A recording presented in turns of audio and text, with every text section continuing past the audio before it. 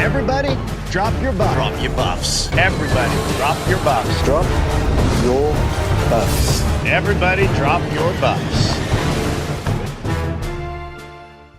Hello and welcome to Drop Your Buffs podcast, where we talk about the strategy, social game, and stupidity of every episode of Survivor. I am one of your hosts, Djon Alexander, and unfortunately, we don't have Hannah with us this week. She is on vacation. So we went ahead and asked back our very special guest host, I guess, from last week, Brendan Smith. Hello, Brendan. How are you? Hello. I'm fantastic. Thank you for having me back. I'm super excited to fill in. Good. I'm glad that you can be here time. as well. Yeah, we're going to have a good time. I was excited to have you back because it seemed like last week you and Hannah were very much doing a bit of just like agreeing on everything. And I just thought, Kumbaya.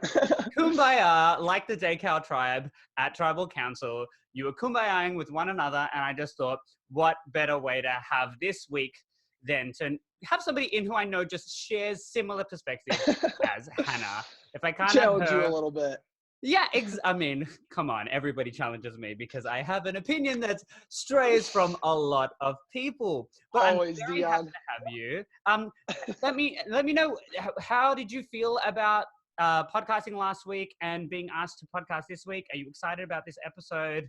Yeah, it was. I was really, really excited when you guys asked me back. It was like the first thing that I etched in for my day to day when I was making my schedule for the week. So yeah, I'm super excited to be here. I'm ready to talk about this episode. We got a lot to talk about. Yeah, and I let's get into you've it. got your buff for this episode as well. I've got my do. buff. So is that the Decal? Yes, sir. Wow. Yes. Oh my goodness. Like I mentioned last podcast, Decal tribe may be the best tribe ever constructed. What? Maybe my Like opinion. even better than the villains on Heroes versus Villains? So the thing is that the villains tribe's amazing, but these are all winners. How do you even compare? You know, like Selly tribe and the Decal tribe are amazing in their own right, but I think I like Decal a little bit more because more of them are going to be in the game later on, and it's just like I didn't feel right getting a buff of a tribe that's just getting creamed at tribal after tribal. Well, I mean, we see. Okay, let's not jump too far ahead. Yes, the Decal tribe has more people. We can assume that more of them are going to be in the game. By the end of this episode, we do see Decal go to Tribal Council, so they'll have one less person, but there's still more people moving forward after this episode. All right, so I did rapid fire questions with you last week. So I didn't do them this week. I figure let's just get straight into the episode because there's a lot to talk about. And yes. So last week we really kind of dissected Adam's game, and we saw it come to a head at Tribal Council when every single person voted differently to Adam, and he was left out of both of the plans in his tribe. So we see him at the start of this episode just trying to mend fences, just like right. So we see him come back from Tribal, and he's talking about how he deserved every vote he got, and he hopes that people can trust him moving forward. Like, what's your take on this? So Adam is playing like a train wreck right now. When you mess up in Survivor, golden rule, when you mess up in Survivor and you're trying to save face, honesty is the best policy. Correct. All you have to do, I mean, Boston Rob did it best. Right after Tribal, he said, "Good move. You got me. Sorry, Adam. I felt trapped. I threw your name out there." Yeah, it was really interesting that Boston Rob said he felt trapped. But you understand it. I mean, like you can compare it almost to Parvati. Like, I'm not seeing a lot of Parv on my screen, and I know Parv's got a lot of good things to say, but I'm not seeing her on my screen a lot because she's just so isolated. Nobody wants to work with her. Nobody wants to work with Boston Rob. Mm-hmm. So it's just become like such a tough position for them to move forward. Right. But you know, Boston Rob is really doing everything he can. He's throwing these little believable lies out there. He's prying at the open points, and I mean, he's doing a good job of you know, keeping the target off of himself so far.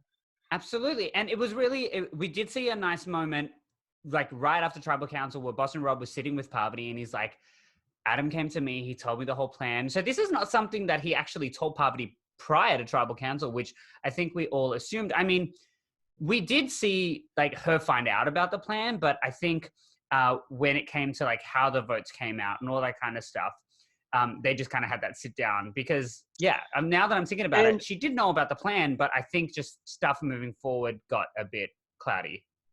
I think that's a very veteran move on Boston Rob's part because he's in the know on both sides. And while he knows I'm not going to end up on the right side of this vote tonight, he doesn't want to freak out the person going home or the person whose name is, potentially going to come up Parvati.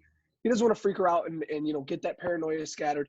So what he does is he just cools it off and he says, I'm just going to play this out. I'm going to try my best to flip it. But if it doesn't work, it doesn't work. And I think that's really what Adam wanted out of Boston Rob. The last episode, he wanted him to say, okay, I'll cut her loose. But I don't think Boston Rob will ever verbally admit that to anybody else in the game. He's going to do it subtly like that. Right. But it's really interesting because even though Parvati and Boston Rob voted for Adam, they didn't actually vote for the person who left. And essentially they weren't in on what actually happened. Yet they're the ones sitting there saying, sorry, Adam, that's just how it happens. Where these other people who Adam was working with also blindsided him, voting out someone different.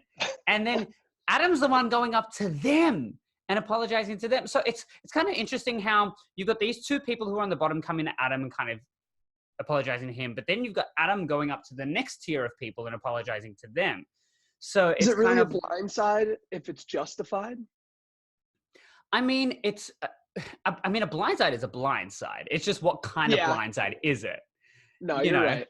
And because the thing is, one of the most boss moments of the entire episode was when Michelle is standing there talking to Adam and she goes, that's what happens when you tell the other alliance what we're doing. Yes. She's, like giving him like a warning.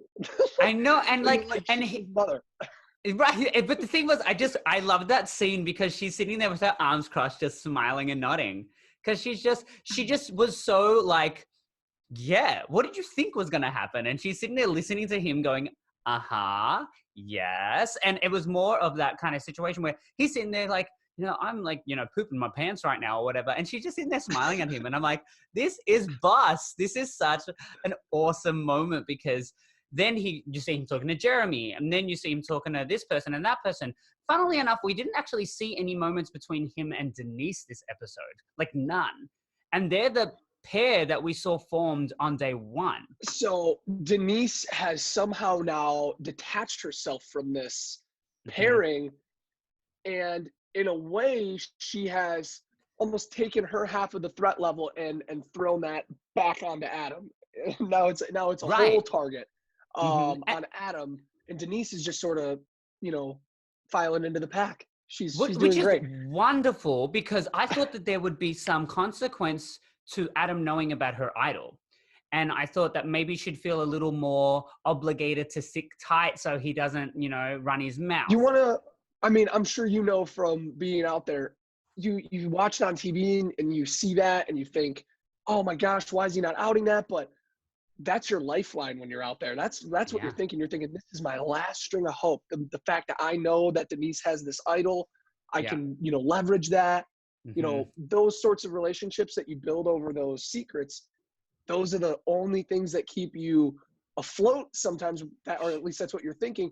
And I think that's why, I hate to go back to Boston Rob, but man, he really does not care at all. He's just going to go full guns blazing, throw it all out there. Right. And I think that's part of what he's learned just through five. And I think that my take on it is I see your perspective from Adam being like, that's my lifeline. I get that. But as being Denise, would you not have that fear that Adam would do a Boston Rob? No, I totally would. And that's almost like, are they going to vote out Ben because Ben knows about the idol?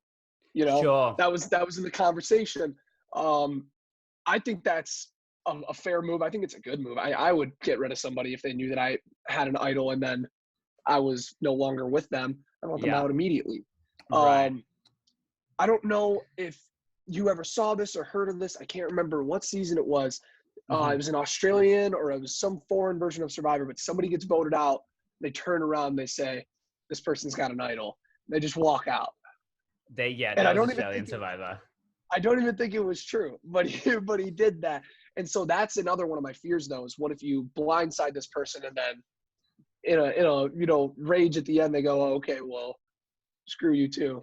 Right. It's just kind of like everybody does have the ability to walk away and leave a lasting impression on the game. And if that's to out somebody's game on the way out, or if that's to go out with your head held high and not influence the game for the rest of the people in it, like I feel like there is a debate that I've had internally. I don't know if this debate has happened out loud, but once you get voted out and all of your votes have been read, you know that you're leaving. Do you take that opportunity to ruin other people's games? Or are you out of the game? Is it not your responsibility anymore? Like, this is a dilemma that I've thought a lot about. I don't think you are per se out of the game until you're out of the vicinity. Said game. And yeah, I mean, when you are off the cameras, the other people, you've walked down your path and you're gone. That's when it's over. Yeah. In my opinion, I feel like if you're getting your torch, you're leaving. That's your last call, man. I agree. I think it would be a badass move if somebody just like stood there, turned to every single person left in the game and just outed every single one of their games. Like literally take your time, do what you need to do. And like, I could like, I don't want it to be like a bitter, petty approach, but it's just kind of like, well, you guys didn't help me out. This is how I feel. So I'm not going to help you out. These are the things that I know. Yeah, no, these are the things that I know, and this is how I feel. Do as you please with that. I'll be sitting over here. I would love to see that, and if it takes me getting onto the show to do that, I kind of do get scared about the idea of the lasting impression outside of the game, like you went out really bitter and petty and all that kind of stuff. But you have to remember, like, this is a game, and this is part of the game, so let's just have fun with it, and let's see what we can do. Yeah. And let's cause chaos on the way out. Why not? I'm all for it. I mean, chaos is the name of my game in particular. That was a big point when I was in the casting. I said, like, chaos is the number one thing that I want to protrude. I want these people to never know what's going on in my head. Right. And so, like, yeah, if you got out there, if I got out there, that's definitely something that I would add to the bucket list. All right. Well, let's just make it happen. Let's do it. All right. So we move over to the Decal tribe. It's the next morning. Yule wakes up, congratulates everybody being there for 10 days. He makes this whole thing about how it's a quarter of the way through the game, which is really kind of crazy to think about because there's still 16 people in the game. We started with 20, there's 16 people, and you're a quarter of the way through the game. And he's trying to build up the camaraderie of the tribe. He's going around hugging everybody, kissing everybody, which is really funny because you see Yule off by himself a lot of the times, but he is that social guy. He is that loving kind of teddy bear of a man. And I just thought it was really interesting because we haven't really seen people celebrate those small victories like that watching Survivor. Yeah, and it is really cool, especially for somebody like Yule who's been gone for so long. Just see him take in this whole experience, and to see him like having so much fun with it. I haven't seen like every time Yule's on my screen, I'm smiling. He's been great content this season so far. So it's been like really amazing to see his run. The other thing that I think is great about Yule, and I'm not sure if this is the case, but this is just something that I sort of read into. Maybe I'm reading into it a little too much, but a lot of these winners. They win the show and then they try and make a career out of it, Sure. And they try and be like the social media, like personality and all this, jazz. And it really like keeps them in this bubble. Yule, on the other hand, wins the show. He goes on to be an extremely successful businessman. There was a point where I think I mentioned this last podcast. He gets asked back and he would have made more money in the time span of being on the show than if he had won the next season that he got asked for. Yeah, same as me, sure. Yeah. Yeah. And so you take like that grown-up businessman mentality that's, driven in the business world, and he's at the top of his ladder in every single social setting. Right. And you throw him into the circle with these people that, are a social media personality now, and they since quit their jobs, and they're they're doing cameo videos and all this stuff, Right. and you put them together, and I just feel like he has such a stronger grasp on, social dynamic, especially I don't feel like he's nervous being around all these other winners. I feel like he's somebody who's like really reined in right now. Well, you can argue the point that I don't even know that he used his platform to really catapult himself, because I guess you're saying that people use their platform to become more relevant in like social media and amongst fans. Yeah, like for example, I really like this. I love Wendell. When I met Wendell, he was amazing. But Wendell, is like a social media like Survivor winner, and then he does his furniture business. But I mean, he's making a lot of money off of social media, and I'm sure that has to be part of his job. And if you've ever followed one of these people that wins a reality show and really dives deep into being this personality, you start to understand it's really not that crazy or not that cool. I mean, it's obviously amazing, but I just mean the after part. And so for me, I guess Yul. Yeah, the argument there between the two of them is Yul could turn down the opportunity to go back on the show because he had something else going on, where someone like Wendell had to jump at the opportunity because that's what he's got going on. Yes, and there's a lot more added pressure when you're like, this is my thing, I'm here because this is what my life has culminated, and I'm the social media personality. I won the show. I can't go out first. Yul walks in there I have a family now. This is going to be amazing adventure. He's got all his money in the bank already. He doesn't care, man. He's out there to have a great time, and I think it's really helping him. Well, speaking of Yul's family, he posted on Facebook the other day a happy birthday message to Jonathan Penner. And it was attached with a video from 3 years ago where Jonathan Penner is playing tag with Yul's two little girls. And it was so cute. And it just goes to show the kind of person that Yul is.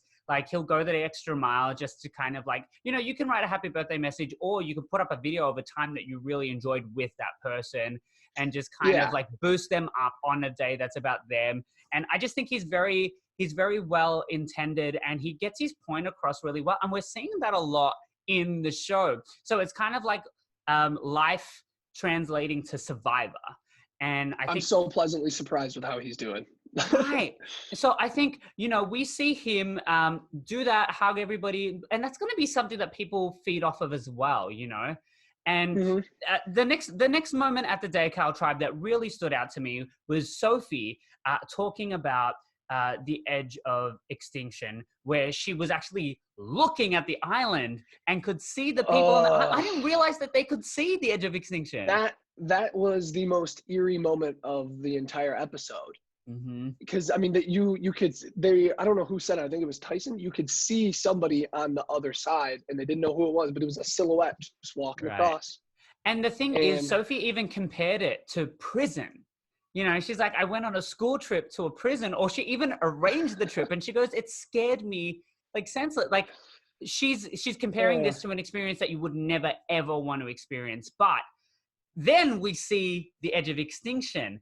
Now, my whole thing is, this episode was almost 50% edge of extinction.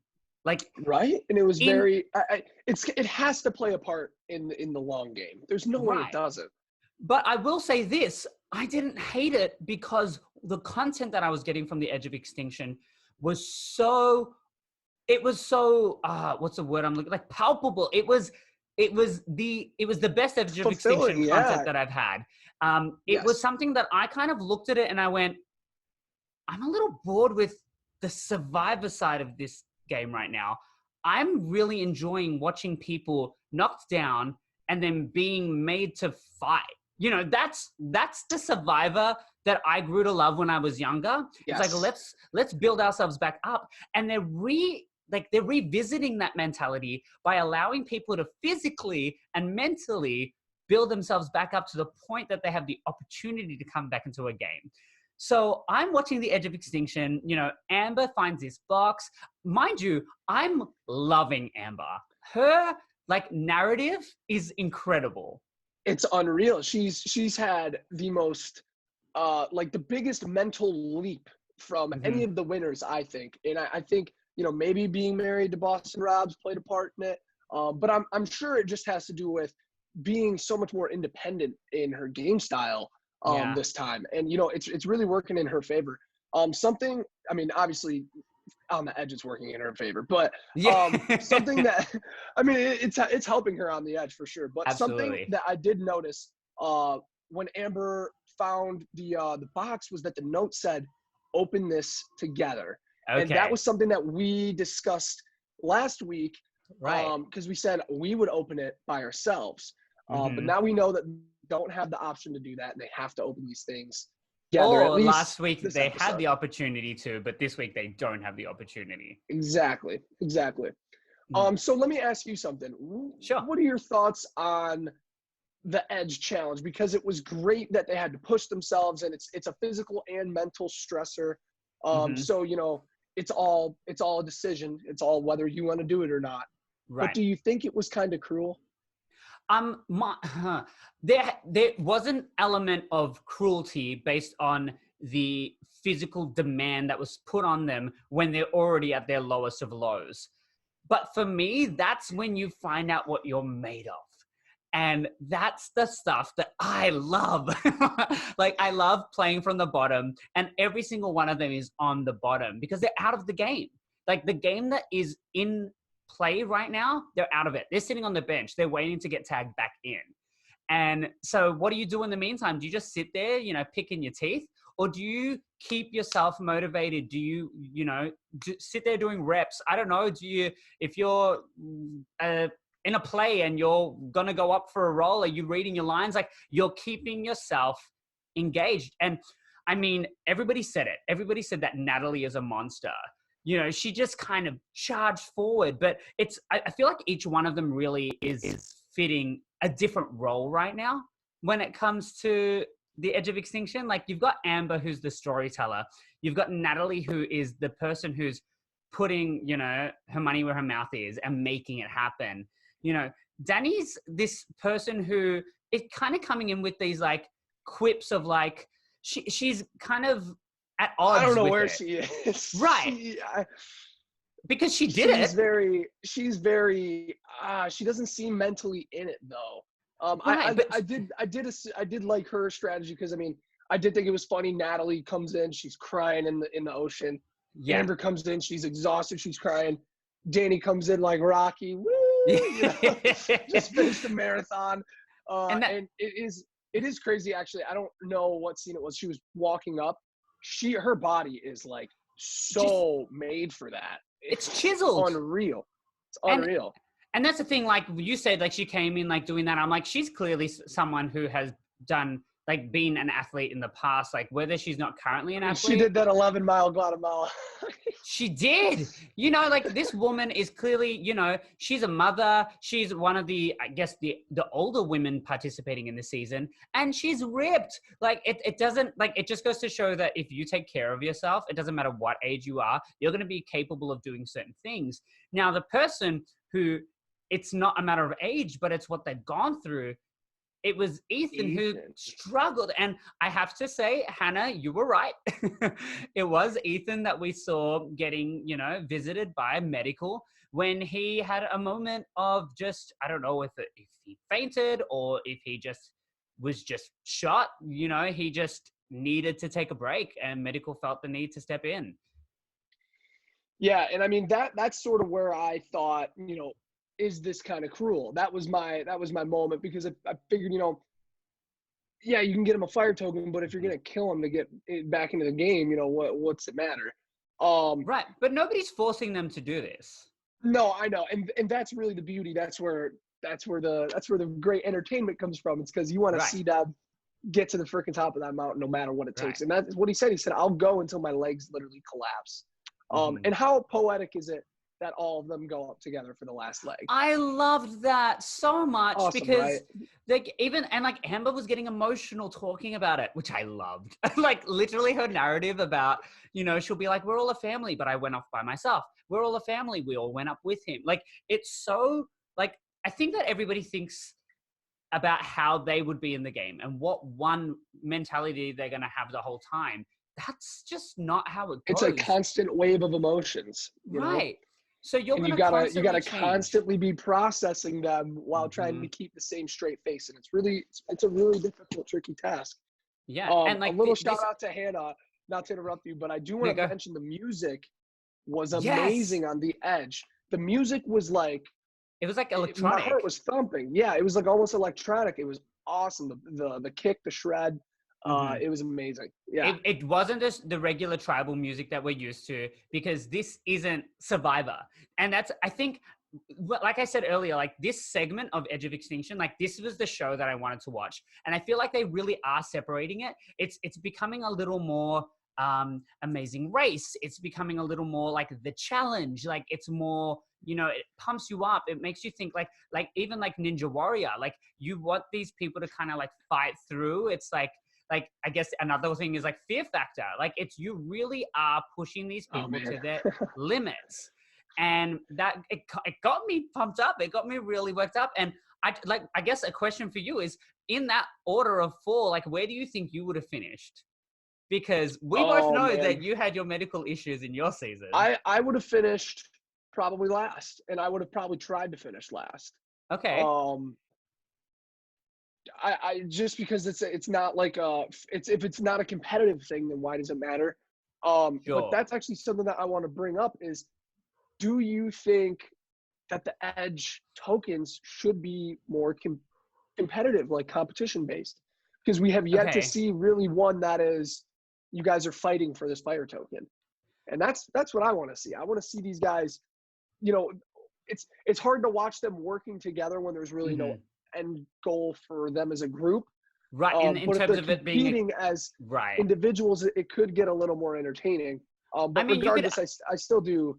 I thought that was an extremely entertaining segment. And I don't know where they came up with that. They've never done anything like that. Right. It was so foreign to what we've seen in Survivor before. And I think that's why I loved it, because it wasn't so foreign that it was like, this isn't Survivor. It was pushing people to really thrive in a tough environment. And I actually think it brought Survivor back to its like original element, because we see it complicated with all these advantages and hidden idols and all that kind of stuff that we're really missing the struggle of existing out there in the middle of nowhere. But in terms of the competition element, I guess you could argue that the last time that they were on the Edge, that was more competitive because only one person was going to get it. And if they were all up there at the same time, only one person was going to get it, but they never found out. So we could have got that in the last episode, but it just didn't come to fruition. But I did want to see, I guess, you know, the Edge is kind of offering us the tasks that Island of Idols offered us last time, you know, in the sense that it's, you know, do you do it? Will you do it? Do they make it? Like in the challenge in itself, but you're pitting people against each other. And I think that's incredible. However, this time they were pitted against themselves, which is kind of awesome at the same time. Yeah. And I think that's really, in essence, what drives the Edge, you know, like they're going to have to find whatever they have left to push themselves to possibly get back in this game.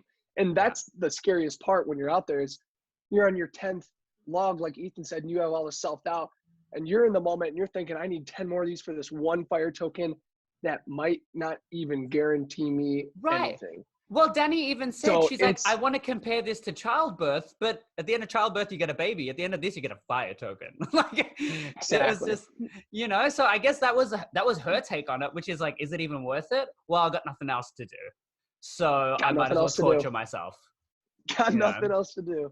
Yeah. All right. Well, okay. So we ended up back in the Saleh tribe, and it was a really nice moment to see Rob and Michelle talking, because I think Michelle's getting a really good edit now. So we didn't really see much of her in like the first or second episode, but in the last couple of episodes, she's really standing out as a strategist. Decision maker. Right. That on that tribe, just she's definitely calling a lot of the shots. She started on the bottom of her tribe, ended up in the middle, and now she's essentially calling the shots. So it's kind of incredible, especially when she's getting reassurance from Boston Rob, and he's just saying to her, the first time you watched me play the game, you were 9 years old. The last time you watched me play the game, you were 19. Here you are at 29 and you're playing the game with me.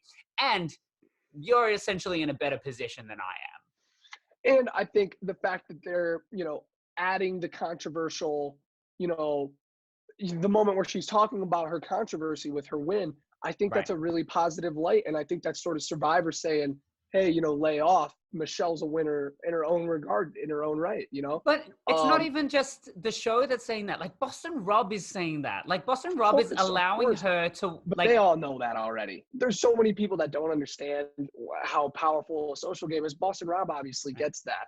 right. I mean, when you're... But he doesn't have to do that. That moment is... Yeah, no, I'm obviously not. But I mean, for him, it might not be the worst idea. Absolutely. Maybe this is part of his social game. We'll see. I mean, I feel like Boston Rob is never not in the dynamic. Like, I feel like he's never not paying attention to what he's saying when he's out there, at least. But when we see Michelle and Jeremy talking to Boston Rob about this Adam scenario, they're so quick to believe him right away. And it's hard to watch. It's hard to watch because we all know that people have the ability to lie, and they do it every time. And he says to Adam's face, like straight to his face, well, we're going to lie about it. Whether you decide to talk to us or not, we're going to do it. And then Rob's like, all right, well, I guess I'm going to lie a bit. So it's yeah. And it's all, and that's what I mean by when Boston Rob owns his game and he's verbally honest, playing from the bottom, he has nothing to lose. He's saying, okay, well, I'm going to lie about you. That's the most bold, badass move you can pull in Survivor. Especially when Adam goes to the rest of them and says, Boston Rob told me that he's going to lie to you guys. Oh, he did? Yeah. Yeah, exactly. Oh, good. Well, Boston Rob, that's a total one-up. And, well, this is the thing. It's coming from Adam, who apparently now is the hardest worker in camp, which is one of the most funny, the funniest turn of events, considering everybody's noticing it, which means he wasn't doing that beforehand. And it's like, and I think Jeremy compared it to his kids. And I'm like, this is such a kid tactic. This is, I've done wrong. Let's please them. Let's sugarcoat things and maybe they'll forget. Yep. I'm like, you're a grown man, Adam. Yeah, it was bad. And I mean, not even mentioning the challenge. I don't know why he was in that position. It's a cool story that he was able to jump off and overcome, but why was he on there? I had this discussion with my sister. So she was like, why? And I looked at the split and what each tribe did. Obviously the Daycow tribe had a lot of taller people involved. I think they had Nick in the boat, they had Kim in the boat, and they had Sophie in the boat. To be fair, Sophie and Kim are probably two of the lightest people in the tribe, where the Saleh tribe went for their lighter members. Okay, so they had Adam, Denise, and Parvati, which are essentially probably the tribe members weighing in the least. So they were thinking, we're going to swim out there. They're going to just jump and get it, not realizing the height that's necessary in getting those things. So I think one tribe just went with height and the other tribe went with weight in the boat. And I think it worked against them. But I think that there was never ended up mattering. Never ended up mattering. That's insane. We've never seen anything weird. Like this. I mean, that, like Tyson said, everybody pats the puzzle maker on the back and says it's okay, but in your head, it's not okay. Nope. You messed the puzzle up, and that does. I'm shocked it didn't come more into play, because that's a bad mess up. It was a bad mess up, but can we also flip that and say that there was a bad mess up when it comes to the puzzle then? Because if it takes you that long to get through a puzzle / you didn't even get through the puzzle, what is your thoughts on Sarah and Nick doing the puzzle? Like, Nick has done this puzzle before and he won it. I know, it's just awful. Like, I'm not somebody who, usually there's like the obvious vote, and then there's like who, if it's not the obvious vote, and then like there's a few people that are like, all right, we're going to really pull a one up and we're going to go to the third person, but Man, when it's that bad, I mean, it might just be time to say, like, look, man, you gotta go. Like, you're number I one mean, in my eyes. You gotta go because that's bad. That's it was really bad, bad. but Boston Rob did the same thing 2 episodes ago. Last episode, he actually caught up, but still wasn't able to get them to win. This time, he smashed it. But it's like, Yeah, if he had gone home 2 episodes ago, it would be a different game. And what I would yeah. love to also mention is, sorry, just to quickly get Hannah's opinion in. Hannah made the point that every single person who's ended up on the edge of extinction was a casualty of Rob's game, because in some way they're attached to him and he's being made out to be this big threat. So is it Everybody kind of except for like, Nat. well, I mean, even that was associated with Jeremy, but it was, I guess, in the longest way, you can find a way for her to be associated with him, but she really wasn't. Yeah, However, the rest of them are, you know? yeah. So it's like, is he 100%. not only like ruining his own game, but everybody else's in the process? I just think that's the unavoidable target that Boston Rob wears. You know, he's just who he is. Like, there's just he had a statue built to him, like he said. Right. But then get rid of him. Let everybody else play the game.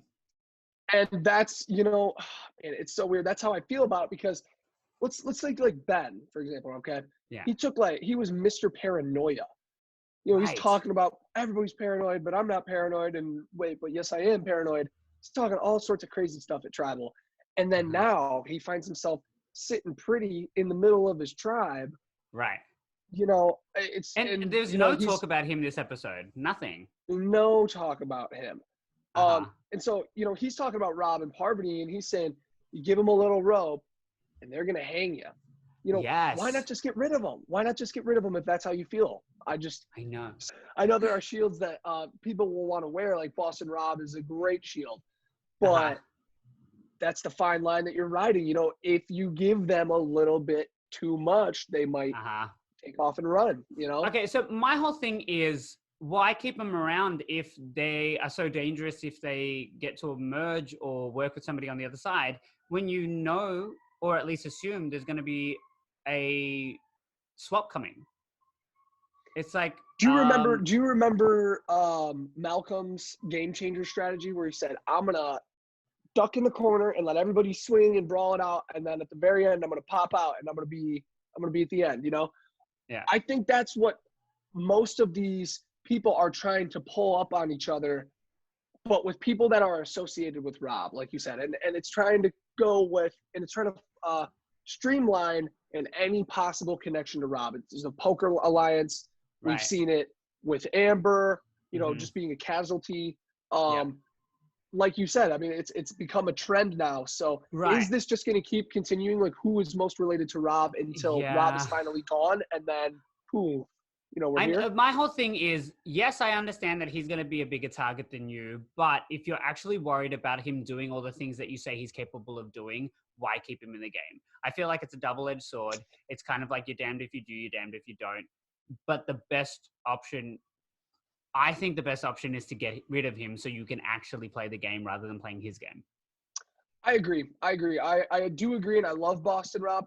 But for the sake of breaking open the mold of the season so far, Boston Rob leaving could be good. Now, the question is, how does Boston Rob fare if he ends up on the right side of the numbers in his swap tribe?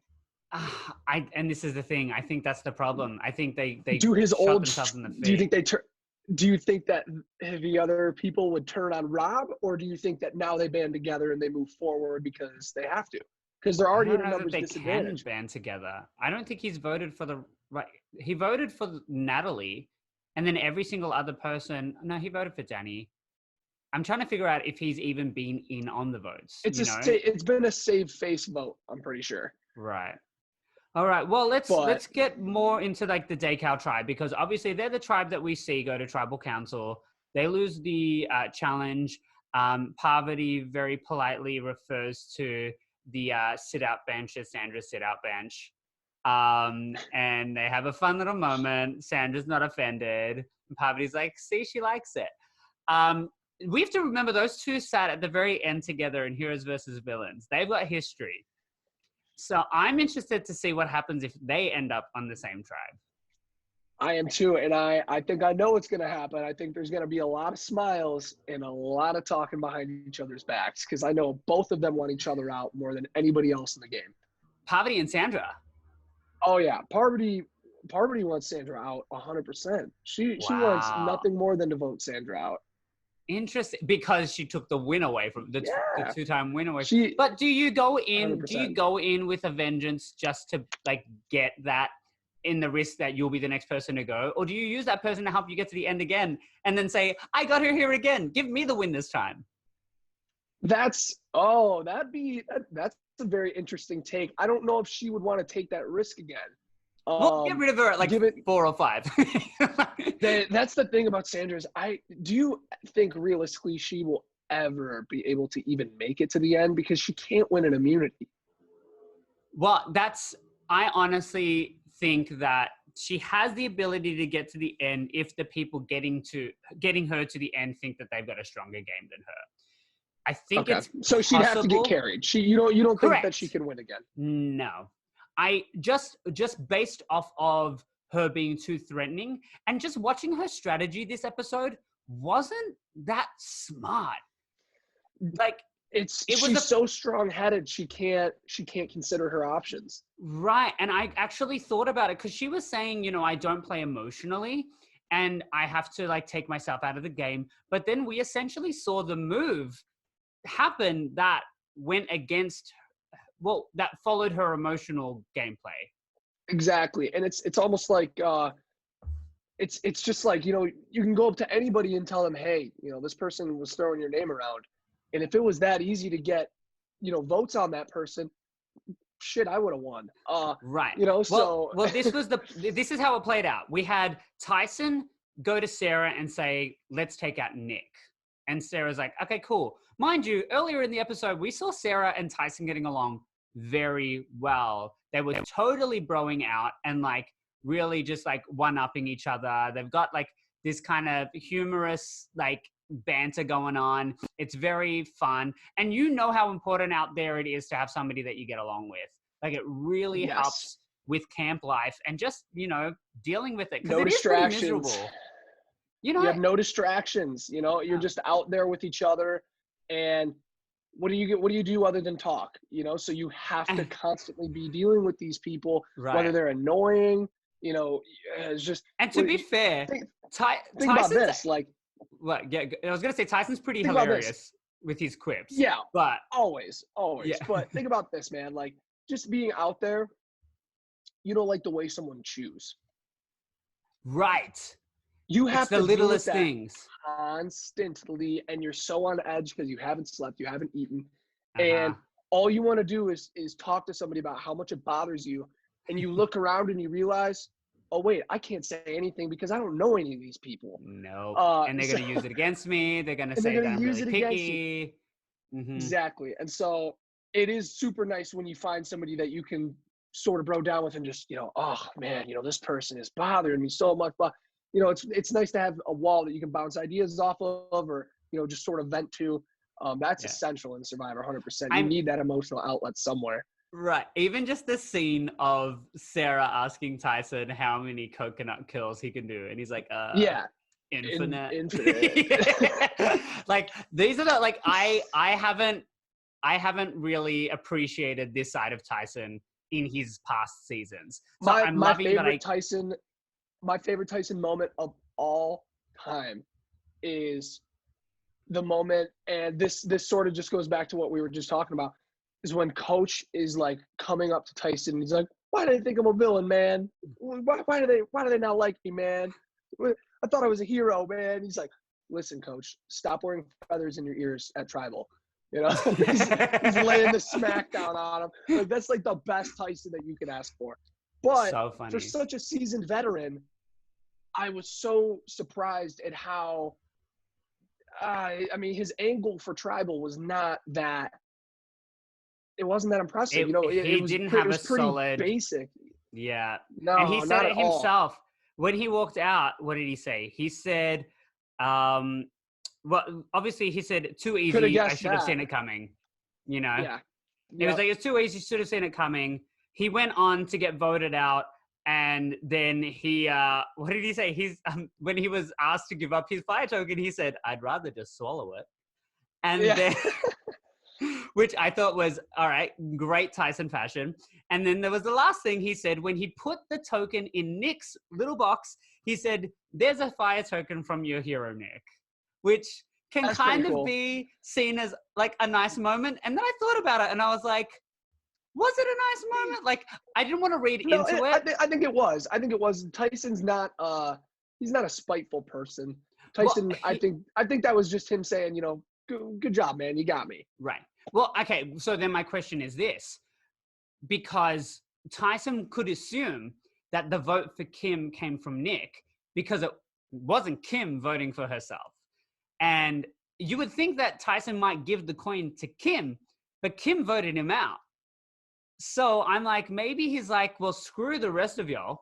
I'm going to give it to the guy who actually didn't write my name down. Whether he wanted me out or not, he didn't. And he played a pretty good hand because he was trying to better his odds if I had an idol. Like, I think you can look at the way that the votes were read out and realize that's what the play was. That's an interesting take. I didn't think about it, but I'm not sure if he knew who voted for who. Maybe they do know each other's handwriting or something. I don't know if it's handwriting, but it's more if I think it's just that kind of breakdown that if you know that your name's coming up, which Nick probably did, you vote for somebody else in the case that an idol gets played, so you're not automatically sent home with one vote. And it's like by the time that so you think Tyson assumed that scenario and then said, you didn't vote for me, so here you go. I think that's a part of it, and I also think why wouldn't he have given it to somebody on the other tribe? This is also the very first coin that has ended up in the hands of a Decal tribe member. Wow. Yeah, they all went to the Saleh tribe. So, so this is interesting. That is very interesting. Yeah. So so we see Tyson's relationship. What I wanted to mention before is, Tyson went to Sarah went to Tony, and then Sarah went to Kim, and then Tony went to Sandra. So like they got Kim involved in it as well, which is kind of like, it's really interesting that Kim's involved now because there is still this question about the Kim and Sophie relationship. Why did Kim go to Sophie? I don't understand. They're not even working together. I don't get it. 3 rounds later. I don't get it. It's weird. I think it must have been an excited in the moment sort of, decision. She found it. She felt like she had to, get it to somebody soon. I mean, it did say before sundown. Yes. So it is kind of a tough decision. But a lot of things that need to be done before sundown this season. It's like, get that stuff done. We don't want to be waiting. Oh man. So Sophie is playing an extremely socially attentive game at the moment. I mean, so social that she got forgotten by Tyson when he was reeling out names. Yeah, but I mean, for what it's worth, that was a great confessional. But Tyson he was on the bottom, and right. But I think that's a sentiment to her. That under the radar. I was gonna say, I think that under the radar game is Sophie's MO. Right. I agree. That's what she does, and she's playing really, really solid right now. She's not making any waves, and I see her going like deep merge. Me too. And the thing is, I think that considering, all right, we know that there's going to be a tribe swap next episode. So this is really going to change the dynamics of the game. And we know that Michelle and Wendell end up together. Okay, this is the thing. I think a lot of people are like, who is it? I'm like, well, look, the only person that it really could be is Wendell. And they both live on the same coast. They attend a lot of the same events. So we've seen them in pictures together, things like that. So if you don't already know, you can kind of assume. But I mean, it was a great little confessional for her to be like, what did she say? She goes, oh my God, how the heck did I get stuck stranded on an island with my ex-boyfriend? Like, and just laughs to herself. I'm like, that's hilarious. Because usually it's people falling in love, not people having to deal with their ex. All right. It's so weird. And can we just note that it's 15 people, which I think means 3 tribes. So if that's the It's case, so scary. Or they're gonna. that means Michelle and Wendell are and two. they're gonna make one person do something. I mean, that's something as well. Maybe I look, I have a hard time thinking of that because they love going from 2 tribes to 3 tribes now. It's happened literally in like every season we've just watched. I don't think it happened last season. I think last season was the first time it didn't happen. They just switched into 2 tribes. But all the seasons before that, it was 3. Even Second Chances, we saw it go down to 3 after they started off with 2. So I think that there's a good chance it's going to end up with 3. If that's the case, it's going to be 5 people on each tribe, which means in the tribe of Michelle and Wendell, that's 2 people that are connected with 3 other people. So do you think they'll work together? I feel like they probably will. Of course. I mean, it's a game. This is like, you're not going to say, sorry, I can't work with you. We dated once. And like, I'd rather get voted out. I mean, you don't know how, I don't know how it ended. I'm sure maybe it's public knowledge or whatever, but I just think she laughed about it the way she did, that it just kind of seems like maybe, they've been existing out there together this whole time and she hasn't already had a mental breakdown because her ex is on the other side. It's not something we've seen. It's not something that's even been mentioned. So yeah. I'm interested. We're going to see. We're going to see. The next time on Survivors are always misleading. So maybe it won't play anything, or maybe it'll play a much bigger role than we're thinking. Well, if it is the breakdown that I think it is, where it turns into 3 tribes, we have to remember that Saleh has, 7 tribe members, and Decal has 8 tribe members. So we even have the risk of one tribe ending up with 4 Decal, 1 Saleh, and then the other 2 tribes having 2 Decal members and 3 Saleh members. So there's still a chance for Saleh to kind of come back. Work these odds, yeah. Because that would put them in the majority of 2 of the tribes. Yes, Decal has 1, or one of the Decal, whatever you want to call it. One of the tribes could completely be 5 Decal tribe members, and then they have to kick out one of their own. So perfect. Okay. I want to keep these tribe divisions, these numbers, as equal as possible up until the merge. But I also kind of am hoping that they don't really care and that they just go balls to the walls, and that it's like Second Chance, where by the merge, I'm like, I don't know who's working with who, Yeah, I want to see Denise buddy up with Sophie and Yul so badly. It hurts. And I think that she could. I don't think she'd go to work with Sandra. There is talk that Sarah and Denise have a pre-existing relationship prior to the game because they live in the same town and they're both winners. So there's the chance that maybe they could connect. So quick side note, I think Sarah had probably her best character-driven moments in all of Survivor this episode. Right. She's definitely, I think, just generally with like the bicep curls like you were talking about. Yeah. Her talking about how much fun she's having this time.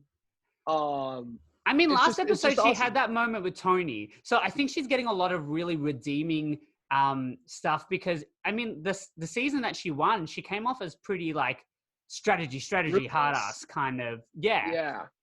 And she's somebody you could just kind of kick it with, and be like, how far do you think I could throw this rock?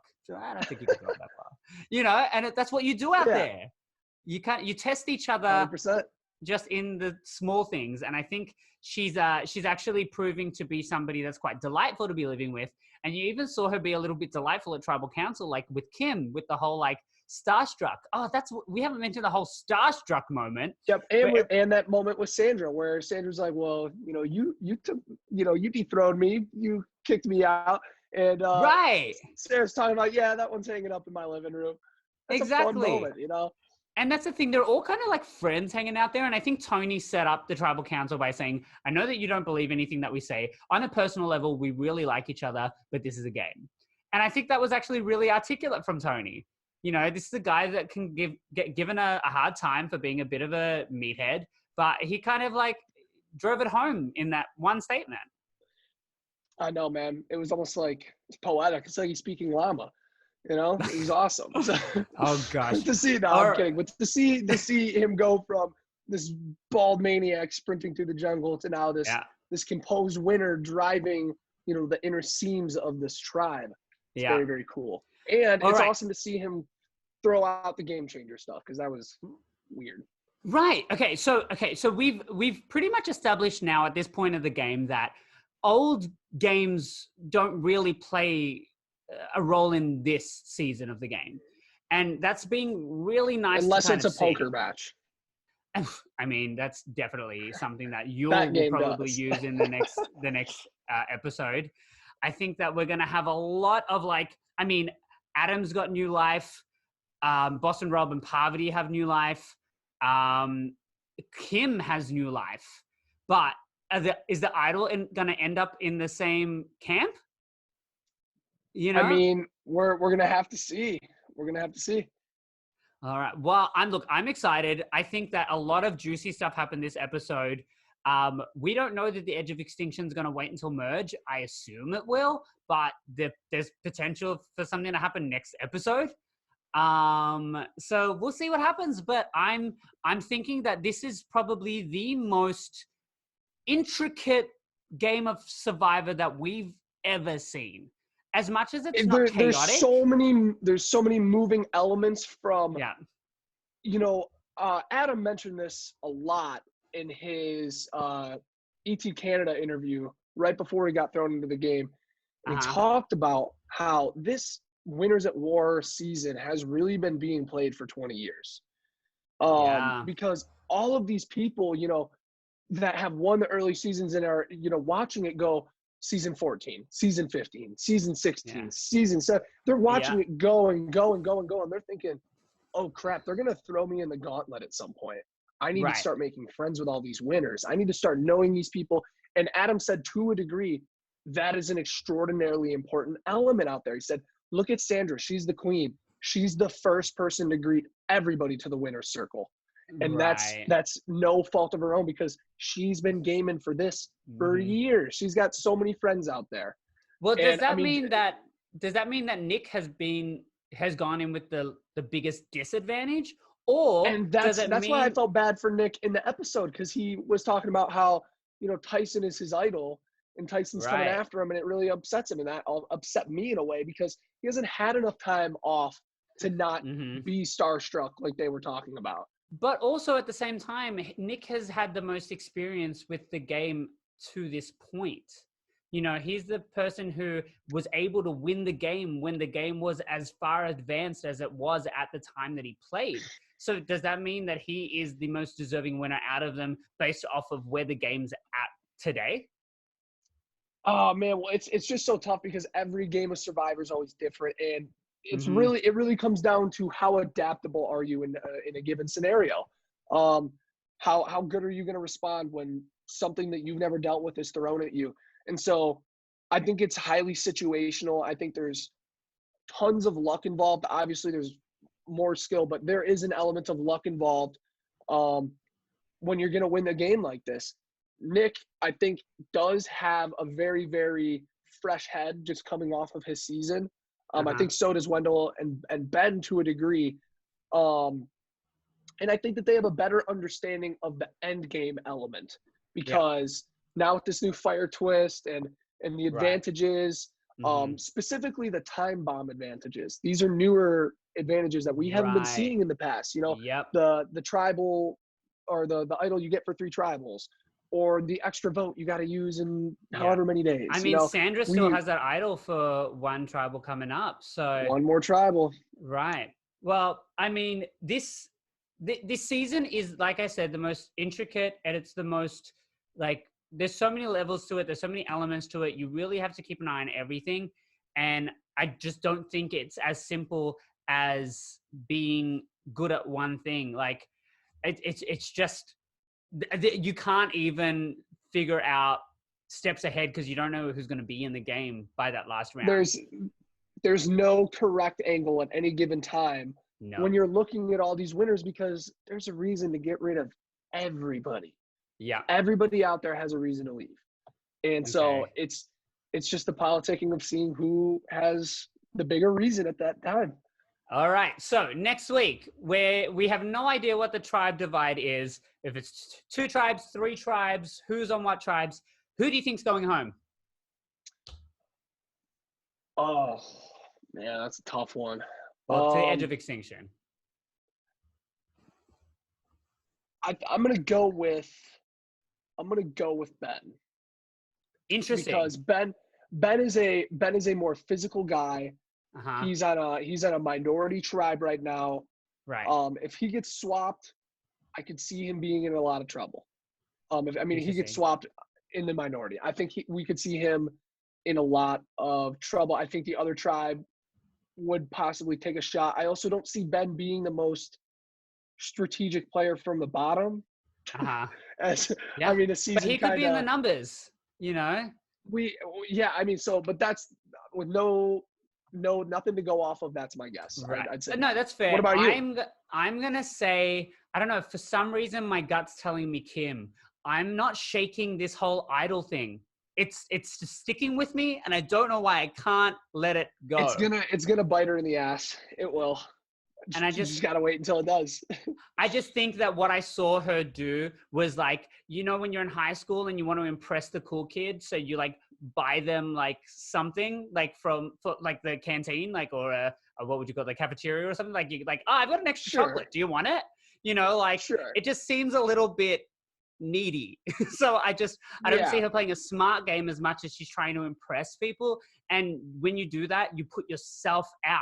And so I just especially when you have an idol, you have to approach that situation in control. Yeah. You can't approach it like, what are we gonna do? Like you have to be the one directing that. I know. And I don't think she did. Well, do you have a drop your buffs moment for this episode? I do. I've been waiting to talk about it. So with all of the like the hardship this episode, we saw the edge. We saw everything they had to go through. We see these emotional moments with Adam. Like there were parts of this episode that were like kind of hard to watch. And then we get to the very go back. There's a lot of parts that were hard to watch, and then we'll take it from there. So there's a lot of parts that are hard to watch, and then we get to the very last few seconds of the entire program, okay? And it's Tyson walking up to the edge, and he goes, "Whoa, that's a lot of firewood." And they all go, "Oh my god!" And they're like, "No!" And he like genuinely was like, "Why is everybody yelling at me right now?" So fun, and it makes so much sense because when they bring it down, you're like, "Oh, that sucks. I just got this fire token." But when you're done chilling, you're like, damn, we're so good on wood. Like we don't got to get wood forever. Yeah. So look, I know it wasn't a part of the actual episode, but that moment after all the drama and all the hardship, just to see like Tyson filling his role as like this comedic relief, this funny guy, and he just waltzes in with no clue. It was awesome to me. That was a great cap to the episode. In the lead up to that wonderful quote, he also said the edge of extinction does take a bit of the sting out of getting voted out. And he just said, I assume it's going to be living the aloha lifestyle 24/7, pina coladas perhaps.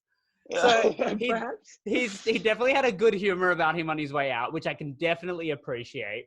And it definitely, I feel like I've got redemption when it comes to Tyson. I think he had a similar story to like that of Coach. I feel like Coach got redemption in Heroes versus Villains. And then even in his last season, he got more redemption where he went from this crazy guy to this more lovable, like father figure that you're just like, it's just dad jokes. You know, he's not crazy. Just Coach. But, right. And, but for my drop your buffs moment, and this kind of like completely switches the vibe right now, I was terrified about that challenge with the jumping. And the part that terrified me is what happened to Adam, because I thought it would happen and then happened, which is they were like above them. And if you jump up, you're going to come back down to the plank if you don't jump out. So when his 1 foot got caught on it and then he flipped sideways and almost lands on Boston Rob, that was my drop your buff moment. I was like, don't die. Don't kill anybody else either. Those are the moments when production is staring at each other behind the camera going, oh, no, we can't do this again. We can't. Boats got to be further, or challenges got to be, they got to nerf it or something, because those moments are genuinely scary, and they don't plan for that ever. Like, you can't plan for Right. that. Because the thing is, like, I even thought, like, when Parvati jumped up at one point and she missed, I was like, if you jump up this way and you tilt and your legs go first and your head comes back, you hit your head on the plank. That's bad.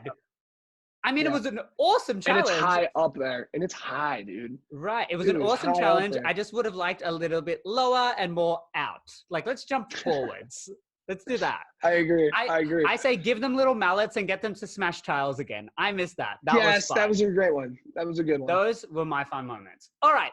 Well, let's wrap this up. This has been awesome. Thank you again for being part of this Of course. podcast. My I don't pleasure. think anybody would have always- wanted to listen to me talking for an hour by myself as I talk over you. But thank you again.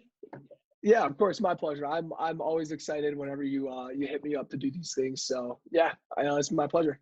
Of course. We definitely love our Survival Challenge family coming on and being guests on our podcast. So let's go ahead. We do have a Twitter account for Drop Your Buffs, which is Drop Your Buff Pod, which is just one buff, Drop Your Buff. Then we have an Instagram, which is Drop Your Buffs Podcast. So that's multiple buffs. You can find me on Twitter and Instagram at Djon Alexander, Djon spelled D-J-O-N. You can find Hannah at Hannah Gilia, Gilia spelled G-I-L-I-A, and Brendan at Smith Does the Cha-Cha on Instagram. Because, you know, he does the cha-cha and he wants everybody to know. There's a story behind it. All right, I'll save that for later.